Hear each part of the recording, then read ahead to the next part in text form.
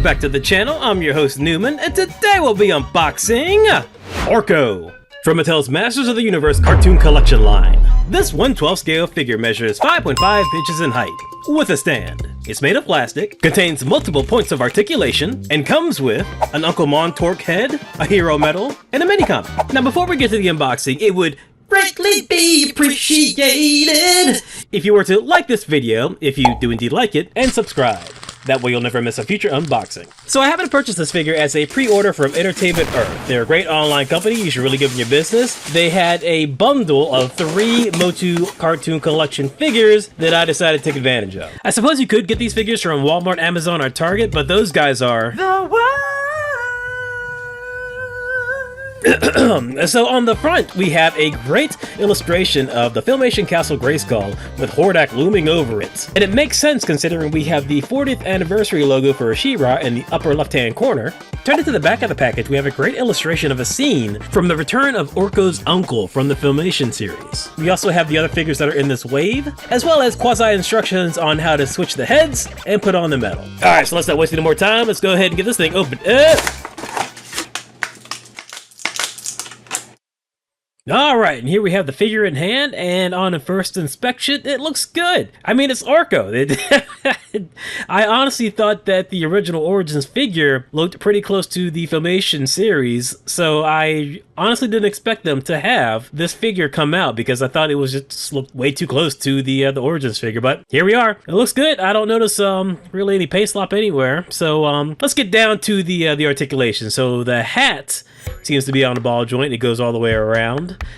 His scarf is a separate piece, and there seems to be another ball joint on the neck.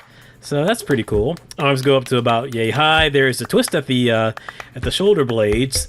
There seems to be a single joint at the elbow. It's you have to angle it at a certain way in order to get it right. Yeah, it's I don't know. You're really not getting that much of a range of movement in these elbows, but it is what it is. The hands go all the way around. There's a hinge joint on there. There's actually some good sculpt work on the hands, specifically in the knuckles. So the other hand is good as well. The stand is stationary. There's no articulation there. So all in all, articulation is fine. Let's go ahead and move on to the accessories. So we got a fair amount of accessories here. We have this gold hero medal from the Filmation series. It's all one gold pearl plastic. It's quite a little glossy, specifically in the back. There's no paint application on this thing. It's just the solid sculpt. Now we also have this alternate head and beard piece for Uncle Montork. So yeah, looks good. Paint application is good. They're 2 separate pieces with separate holes for the ball joints. So yeah, okay, there you go. Also comes with a mini comic. Same mini comic comes with all of the figures that are in this particular wave. We got some multiverse action going on in this thing. Let's get that out of there. We also have instructions for all of the modular pieces for this figure, in case this is your first Origins figure. Snazzy. Alright, so let's go ahead and start doing some swippity-swappity. Let's try out the Uncle Montork head. Get this this hat off of here. And it's on there tight. It's on there very tight. And, you know, you should use the scarf as leverage. I had to take it off camera. But use the scarf as leverage to get the black ball head of Orko off, so you can get this Uncle Montork on here. And just be sure you're putting on the head on the right side, because it took me a lot of back and forth until I realized that the ball joints, they're not the same size. One's smaller, one's larger. So that'll let you know how to properly put this head on, because I dropped the head and I didn't know the bottom from the top. As you can see me struggling. Like even when you do it correctly, it's still a little bit of a struggle, because this is a small figure. You can't get as much leverage. So you know, just be careful with it. Alright, so you know what? Looks alright. Looks okay. Looks good. Looks good. Let's go ahead and get the metal on here and get Orko back together. And so, you know, it's pretty simple with the sword. You just put it around the neck. You don't really necessarily have to take the whole head off. You can just take the hat off, and then you should be able to get the metal on. It kind of sticks out, though, so I'm not a big fan of that. I guess if you put in some hot water and do a little bending around, you might be able to get it to sit on him a little better. But as it stands right now, I don't really like the look of this. So overall, I think this looks really good. I think it looks really Filmation accurate. The paint application is good. Sculpt is good. I don't really have that many complaints with this thing. Honestly, I think this... the head is a little loose. I mean, well, not the head, but the hat connecting to the head, it's a little loose, so it gets a little wobbly. But that may have been my own fault. I may have stretched out the ball joint holes when I put the head in upside down by accident.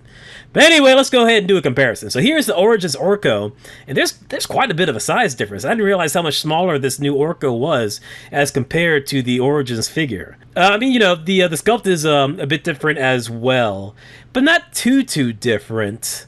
Honestly, I think the Origins Orko looks closer to the 2000X Orko. Funny enough. The colors are both almost identical. The only real big difference, again, besides the shape itself, is that there is some paint application on the Cartoon Collection Orko's hat underneath. It's black, so it looks more like Filmation, as opposed to the Origins figure, which just says orange underneath. Let's also do a comparison with this Mondo Orko. This is the smaller Orko that came with the bigger Mondo 1/6 scale figure. It's limited articulation, so honestly, the articulation is pretty close to the Origins figure. I think both of these figures look like the animation, because, you know, those things are almost never on model, so they vary a lot. And the color is probably somewhere in between this Mondo and the Cartoon Collection Origins figure. I don't think any one of them quite have the exact same color as Filmation. I think it's just kind of a mix between all of them. But not to say that any of them are bad. I think all of these figures are great in their own way. It's just that none of them... are 100% like the color from the Filmation series. But you're never going to get 100% like it when transferring from, you know, 2D 80s animation to a full-fledged three-dimensional figure. But that being said, I think this figure really does capture the spirit of the Filmation character. Okay, final thoughts. What do I think of this thing? You know what? I think this Orko figure is pretty good. I think it's great that you can actually make another complete character out of it. However, I think it's overpriced. I got this for $21.99 from Entertainment Earth, and that's the price of your standard Cartoon Collection figure, even though this is really just half a figure. Look, if you're willing to make a deluxe figure more expensive, it seems to reason that you should make a smaller figure at a smaller price. Instead of giving us just Orko and a few accessories to make his uncle, wouldn't it have been great just to have both of those figures so you don't have to buy two of these figures? It's $40 for essentially enough plastic for one regular Cartoon Collection figure. I mean, I hate to sound negative. I do like this figure. I like it quite a bit. Orko is one of my favorite characters. But I question the price of this thing.